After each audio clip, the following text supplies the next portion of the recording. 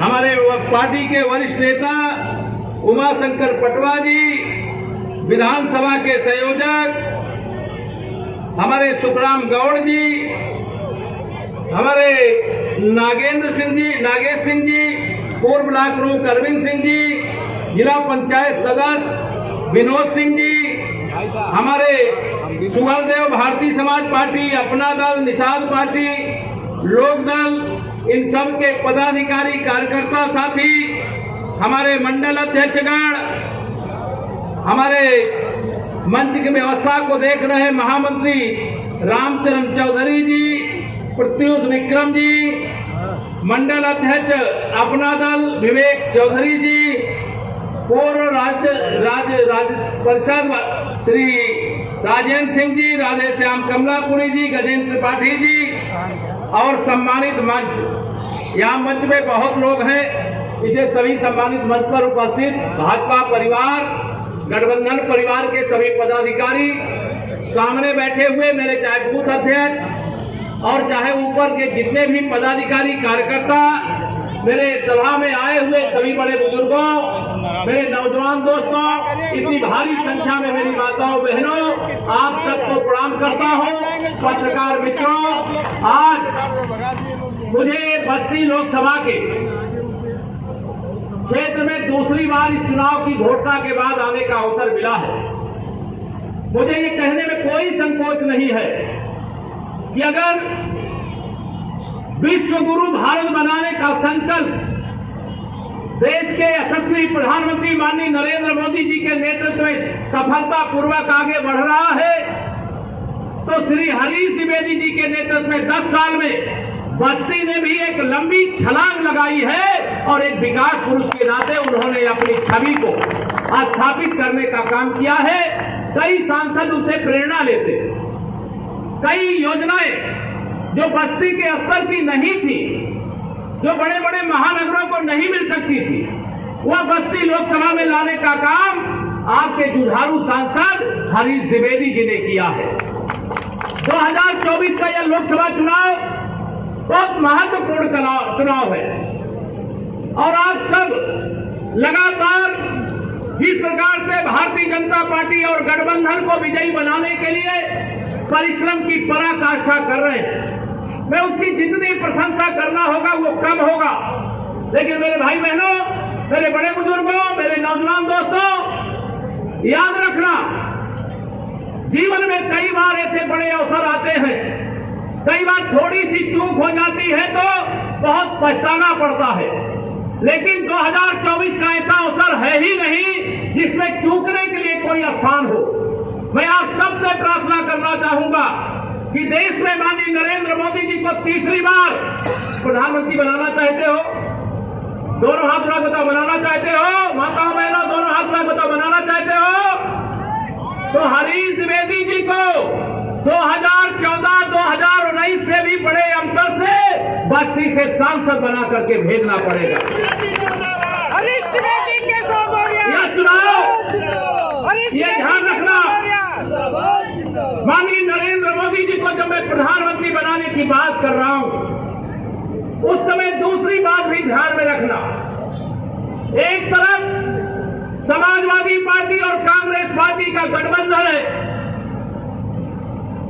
जिनका लक्ष्य माननीय नरेंद्र मोदी जी को प्रधानमंत्री की कुर्सी से हटाना है, गरीबी दूर करना नहीं है, भारत को मजबूत बनाना नहीं है, पिछड़ों, दलितों, आदिवासियों को आगे बढ़ाना नहीं है। उनका एकमेव लक्ष्य है कि किसी भी तरीके से मोदी जी को हटा करके प्रधानमंत्री की कुर्सी प्राप्त कर लिया जाए और फिर देश को लूटा जाए। आप सबके आशीर्वाद से 2014 में अगर माननीय नरेंद्र मोदी जी के नाम की, भाजपा के नाम की कमल के फूल की लहर थी, तो 2019 में आंधी थी, लेकिन 2024 में सुनामी है, तूफान चल रहा है। आप सबको यह अवसर मिला है।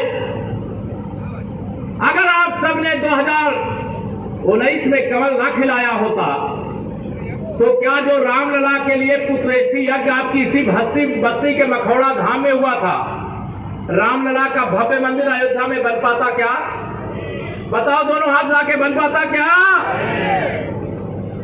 अगर आपने कमल का बटन न दबाया होता तो क्या जम्मू कश्मीर से 370 हट जाती क्या? अगर आपने कमल का बटन न दबाया होता तो 4 करोड़ से अधिक गरीबों को प्रधानमंत्री आवास मिल पाता क्या? जिन गरीबों के घर में बिजली नहीं पहुंची थी, अगर मोदी जी को प्रधानमंत्री बनाने के लिए कमल नहीं खिलाया होता तो अमीर आदमी के घर में तो उजाला पहले भी था, लेकिन गरीब आदमी के घर में उजाला नहीं होता, गरीब आदमी के घर में गैस का कनेक्शन नहीं होता, गरीब आदमी के घर में शौचालय नहीं होता, गरीब आदमी के पास 5 लाख रुपए तक का इलाज कराने का आयुष्मान कार्ड नहीं होता।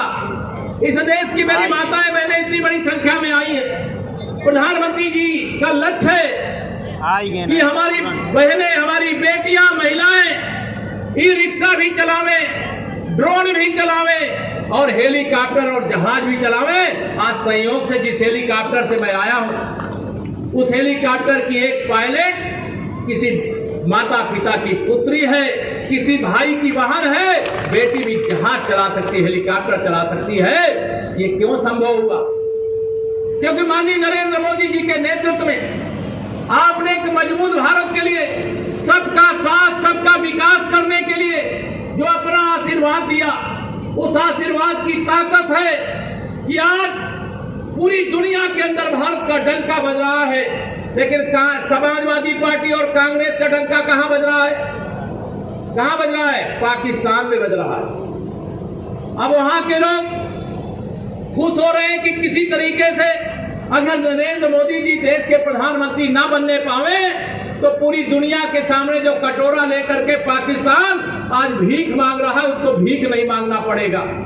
ये समाजवादी पार्टी हो या कांग्रेस पार्टी हो या बहुजन समाज पार्टी हो, या तीनों पार्टियों का आचरण गरीब के नाम पर, पिछड़ा के नाम पर, अनुसूचित के नाम पर वोट तो लेते हैं लेकिन उनका सम्मान नहीं करते। मैं आज बस्ती की धरती से पूछना चाहता हूं, श्री अखिलेश यादव जी बताइए, श्री राहुल गांधी जी बताइए, बहन मायावती जी बताइए, अयोध्या में रामलला का मंदिर बना, आप लोग दर्शन करने गए? और नहीं गए तो क्यों नहीं गए? गुजरात के अंदर सरदार वल्लभ भाई पटेल की विश्व की सबसे ऊंची प्रतिमा लगाई गई। बताओ गांधी खानदान के लोग कोई वहां पर दर्शन करने क्यों नहीं गया? उनको फूल चढ़ाने क्यों नहीं गया? क्योंकि वह माननीय नरेंद्र मोदी जी के नेतृत्व की सरकार के माध्यम से बना। इनकी जो सोच है बहुत घटिया है। इसी उत्तर प्रदेश के मुख्यमंत्री थे बाबूजी कल्याण सिंह जी। जब वह मुख्यमंत्री थे तो उनके समय 6 दिसंबर 92 को अयोध्या में जो कलंकी ढांचा खड़ा था वो धराशायी हो गया। जब उनकी मृत्यु हुई, उनका 100 विधानसभा में रखा जाता है। श्री अखिलेश यादव जी 500 मीटर दूर बैठे थे, लेकिन वो बाबूजी को पुष्पांजलि अर्पित करने नहीं आए। लेकिन एक गरीब माँ बाप का बेटा जिसे आपने देश का प्रधानमंत्री बनाया, वो दिल्ली से चल करके लखनऊ आकर के बाबूजी को अंतिम विदाई देने का काम किया। क्या कारण है? क्यों वोट बैंक की राजनीति करते हो? क्यों जहाज के नाम पर वोट मांगते हो? क्यों पाकिस्तान के नाम पर वोट मांगते हो? अंदर खाने आप चर्चा कर रहे हो कि मोदी जी के नेतृत्व में अगर 400 सांसद बन गए तो इस देश का संविधान और लोकतंत्र खतरे में पड़ जाएगा। मैं पूछना चाहता हूं श्री राहुल गांधी जी, श्री अखिलेश यादव जी, इस देश के लोकतंत्र और संविधान को खतरा नहीं है, आप दोनों के राजनीतिक अस्तित्व का खतरा है, आप दोनों के राजनीतिक भविष्य का खतरा है। लोकतंत्र का पुजारी तो कौन है? वही गरीब माँ बाप का बेटा, चाय बेचने वाले का बेटा, एक ओबीसी परिवार में पैदा होने वाला बेटा नरेंद्र मोदी है। आप एक पिछड़े वर्ग के प्रधानमंत्री को बर्दाश्त नहीं कर पा रहे हो। हरीश जी और हम सब 2014 में जब सांसद बनकर के गए थे, हरीश जी याद होगा आपको, जब माननीय प्रधानमंत्री नरेंद्र मोदी जी संसद भवन में प्रवेश कर रहे थे तो रुक गए। हम लोग सोचे क्यों रुक गए? उन्होंने संसद भवन की देहरी पर अपना मस्तक रख दिया और प्रणाम किया। तो कई पत्रकारों ने पूछा कि आप लोकसभा के द्वार की देहरी पर शीश क्यों झुकाया? तो मोदी जी ने कहा ये लोकतंत्र का मंदिर है और लोकतंत्र के मंदिर पर लोकतंत्र का पुजारी ही शीश झुकाता है। और माननीय नरेंद्र मोदी जी ने शीश झुकाने के बाद संसद के अंदर प्रवेश किया। बाबा साहब भीमराव अंबेडकर का बनाया हुआ वो संविधान, उस पर हाथ लेकर रख करके कहा कि आज से यही मेरा स्वप्न है। बाबा साहब का स्वप्न अधूरा नरेंद्र मोदी जी कर रहे हैं पूरा। आज पंचतीर्थ बाबा साहब जहां पैदा हुए, बाबा साहब का जहां निर्माण हुआ, उसे पंचतीर्थ के रूप में किसने विकसित किया? बाबा साहब का अपमान किसने किया था? वो इतिहास में सब उल्लिखित है। भारतीय जनता पार्टी बाबा साहब के स्वप्न को पूरा किए बगैर चैन से नहीं बैठेगी।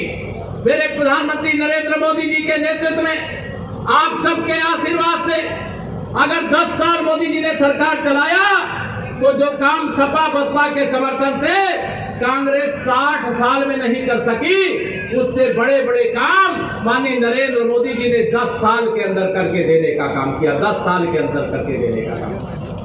भारतीय जनता पार्टी का लक्ष्य गरीब की भलाई करना है, भ्रष्टाचार का खात्मा करना है, देश का विकास करना है, उत्तर प्रदेश का विकास करना है, बस्ती का विकास करना है, अयोध्या काशी मथुरा का भी विकास करना है, भगवान तथागत बुद्ध के स्थानों का भी विकास करना है, देश का सर्वांगीण विकास। ये मेरे प्रधानमंत्री नरेंद्र मोदी जी का लक्ष्य है। अगर सपा बसपा कांग्रेस से पूछो तो उनका नारा क्या है? मोदी जी कहते हैं सबका साथ सबका विकास। और सपा बसपा कांग्रेस वाले क्या कहते हैं? कुछ का साथ मुसलमानों का विकास, कुछ का साथ गुंडों, अपराधियों, माफियाओं, दंगाइयों, भ्रष्टाचारियों का विकास, कुछ का साथ परिवार का विकास। और मेरे मोदी जी कुछ का साथ नहीं, सबका साथ गरीब का विकास, सबका साथ किसान का विकास, सबका साथ नौजवान का विकास, सबका साथ महिलाओं का विकास। मेरी माताओं बहनों को दर्द मालूम होगा किस प्रकार से जिस घर में दोनों समय के भोजन की व्यवस्था नहीं होती, उस घर में जब प्रधानमंत्री गरीब कल्याण अन्न योजना का राशन आता है, बताइए मोदी जी को आप मुंह से ना भी बोले तो मोदी जी को आशीर्वाद जाता है कि नहीं जाता? बताओ, जाता है कि नहीं जाता? दोनों हाथ उठाकर बताओ, जाता है कि नहीं जाता? बिना कुछ कहे ही मोदी जी को आशीर्वाद मिल जाता है। ये प्रधानमंत्री गरीब कल्याण अन्न योजना से ये सपा बसपा कांग्रेस वाले परेशान हैं। वो कह रहे इसको बंद करो, इसको अगर नहीं बंद करोगे तो मोदी जी को प्रधानमंत्री बनने से नहीं रोक पाओगे। लेकिन मोदी जी ने ऐलान किया है, अरे विपक्षियों, वो गरीब माँ बाप का बेटा है, वो गरीब की पीड़ा को जानता है, वो चांदी का चम्मच मुंह में लगा करके पैदा नहीं हुआ है। वो ऐसा प्रधानमंत्री है जो गरीब का दर्द जानता है। और माननीय नरेंद्र मोदी जी ने ऐलान किया है, आने वाले 5 साल तक प्रधानमंत्री गरीब कल्याण अन्न योजना का राशन जैसे मिल रहा है ऐसे ही मिलता रहेगा। अब इनको परेशानी होगी कि अगर इनको सबको राशन मिलेगा, कोई भूख से नहीं मरेगा तो इनको राजनीतिक फायदा कैसे मिलेगा? मेरे मोदी जी प्रधानमंत्री बने, उन्होंने ऐलान किया मैं भ्रष्टाचार मुक्त भारत बनाऊंगा। अब भ्रष्टाचार मुक्त भारत बनाना है अगर, तो बेईमानी करने वालों पे रोक लगाना पड़ेगा कि नहीं लगाना पड़ेगा? बताओ, लगाना पड़ेगा कि नहीं लगाना पड़ेगा? भ्रष्टाचार मुक्त भारत के लिए इन बेईमानों पर नकेल कसने के लिए मेरे मोदी जी ने कहा, ना खाऊंगा ना खाने दूंगा, और जिसने भी खाया है पाई पाई वसूल करके गरीब की भलाई में लगा दूंगा। अब गरीब की भलाई इनको बर्दाश्त नहीं है। क्यों नहीं बर्दाश्त है भैया? क्योंकि आप गरीब का दर्द नहीं जानते। आप एक गरीब जब कच्चे घर में रहता है और जब बरसात के महीने में पानी टपकने लगता है, झोपड़ी में रहता है, जब बरसात और आंधी में उसकी झोपड़ी उड़ जाती है तो वो पीड़ा तो वही जानता है जो पीड़े को झेला है। मोदी जी के प्रधानमंत्री आवास बनाने से सब विरोधी नाराज है। 4 करोड़ गरीबों के लिए घर बनाया है और मोदी जी ने कहा है 4 जून को 4 बजे जब 400 पार होगा 3 करोड़ और गरीबों का घर बनाने का काम करूंगा। बनना चाहिए कि नहीं? बहुत सारा ये घोटाला किए हैं विपक्ष वाले, वो जब सरकार में थे, जो गरीब आदमी था उसका कागज में अमीर दिखा दिए और जो अमीर आदमी था उसको गरीब दिखा दिए। बताइए किए कि नहीं किए? बताओ जरा, किए हैं कि नहीं किए हैं? लेकिन मोदी जी ने कहा, मोदी भी गरीब माँ बाप का बेटा है, एक एक गरीब को खोजूंगा, उनकी जो समस्याएं होंगी एक एक समस्या दूर करूंगा, भारत को शक्तिशाली भारत बनाने का काम करूंगा। अब ये विरोधी बीच में आएंगे तो प्रचार करें। श्री हरीश द्विवेदी जी, अच्छा सही सही बताओ, पूरी ईमानदारी से बता रहा हूं, दोनों हाथ उठा करके। जब से मेरे दोस्त हरीश जी यहाँ बस्ती से सांसद बने हैं, बताइए बस्ती का विकास हुआ है कि नहीं? दोनों हाथ उठा बताओ, हुआ है कि नहीं हुआ है? अगर हरीश द्विवेदी जी सांसद ना बनते तो अभी मैं उत्तर रहा था क्या बन रहा है, कहाँ एफसीआई का गोदाम बन रहा है। एफसीआई गोदाम बन रहा है कि नहीं बन रहा? सामने, हाँ मैं ऊपर से देख रहा था, मैं तो एफसीआई का गोदाम बन रहा है। अगर आप हरीश जी को सांसद नहीं बनाते तो ये गोदाम यहाँ बनता क्या? अगर आप हरीश जी को सांसद नहीं बनाते तो मोदी जी जो रामलला का भव्य मंदिर बनवाए वो बनवा पाते क्या? कांग्रेस वाले, सपा वाले, बसपा वाले या भाजपा विरोधी इंडी गठबंधन वाले ये सब तो चाहते कैसे मोदी जी हटे, रामलला का मंदिर तोड़ करके फिर वहां बाबरी मस्जिद बनाए। इनका तो लक्ष्य ये है कैसे मोदी जी प्रधानमंत्री की कुर्सी से हटे, जम्मू कश्मीर से में फिर से कैसे 370 वापस लाए। लेकिन मोदी जी के रहते हुए कोई 370 ला सकता है क्या? दोनों हाथ में बताओ, ला सकता है क्या? नहीं ला सकता। और आज क्या स्थिति है? श्री राहुल गांधी जी और अखिलेश यादव जी दोनों लोग बड़ा परेशान। उनको लग रहा है जब से मोदी जी प्रधानमंत्री बने, जो पाकिस्तान भारत से कश्मीर मांगता था, आज दुनिया में कटोरा लेकर के भीख मांग रहा है। ये क्यों हुआ? ये इसलिए हुआ कि आपने 56 इंच के सीने वाले को देश की बागडोर सौंपी। जब देश के प्रधानमंत्री मनमोहन सिंह जी थे तो भारत के प्रतिनिधि के रूप में भारत दुनिया के सामने गिड़गिड़ाता था, लेकिन जब आपने मोदी जी को प्रधानमंत्री बना दिया तो भारत दुनिया के सामने दहाड़ने का काम करता है, अपने पक्ष में ललकारने का काम करता है।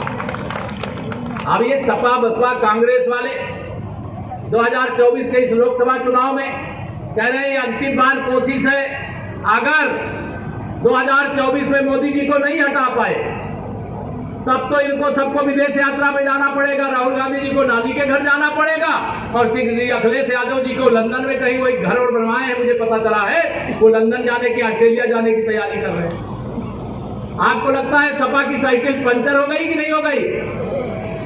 2014 में याद रखिएगा, 2014 में जब समाजवादी पार्टी की सरकार थी, उनके गुंडे खुलेआम घूमा करते थे, अपराधी खुलेआम घूमा करते थे, तब तो आपने हरीश द्विवेदी जी को यहां से सांसद बना के भेज दिया, उनके गुंडों से नहीं डरे। 2017 में जब अखिलेश यादव जी मुख्यमंत्री थे, विधानसभा का चुनाव हुआ, आपने बस्ती की सभी सीटों को जिता करके भेज दिया, तब तो उनकी गुंडागर्दी नहीं चली। 2019 में जब सपा बसपा ने गठबंधन कर लिया, तब भी आपने हरीश द्विवेदी जी को यहां से सांसद बना करके भेज दिया। मैं आपको प्रणाम करता हूं, आपकी ताकत को प्रणाम करता हूं।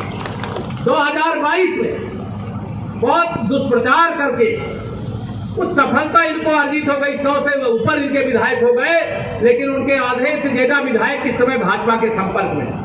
वो चाहते कैसे जल्दी से भाजपा ज्वाइन कर ले, क्योंकि समाजवादी पार्टी का सूर्य अस्त हो गया है।